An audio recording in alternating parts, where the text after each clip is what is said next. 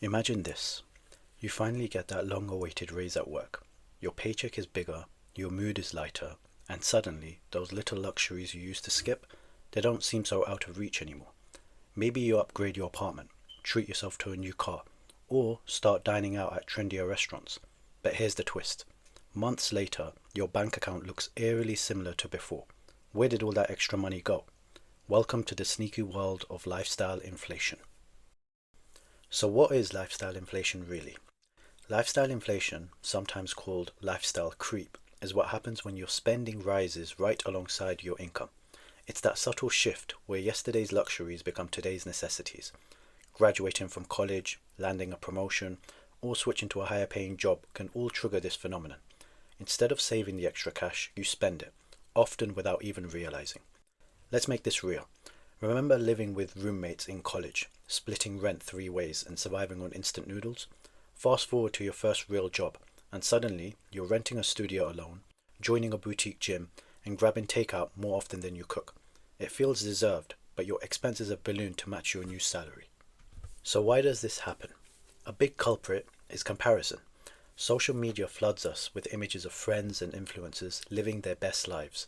New gadgets, exotic trips, fancy brunches. It's tempting to keep up, even if it means spending beyond your means. And sometimes it just feels natural to reward yourself after working so hard for that raise.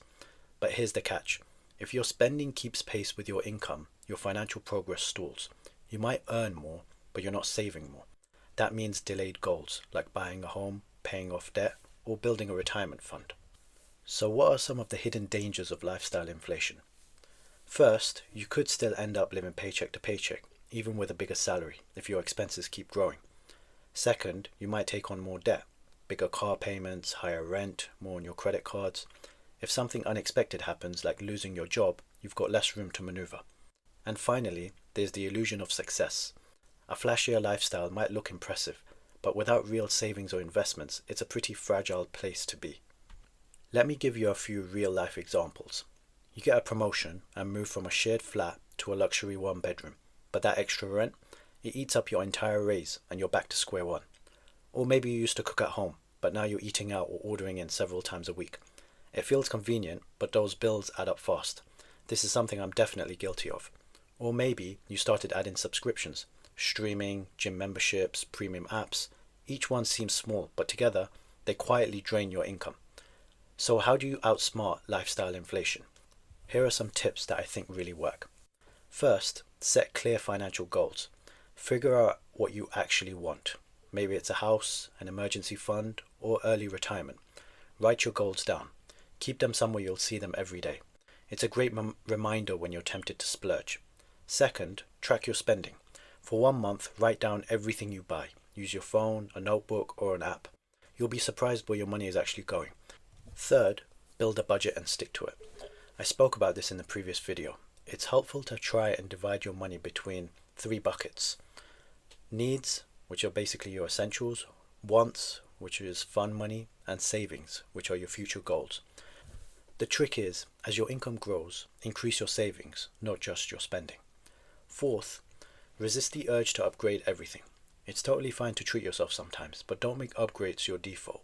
Ask yourself, do I really need this, or do I just want it because I can afford it now? The fifth thing would be to prioritize experiences over things. This is something that I've noticed in my own life too.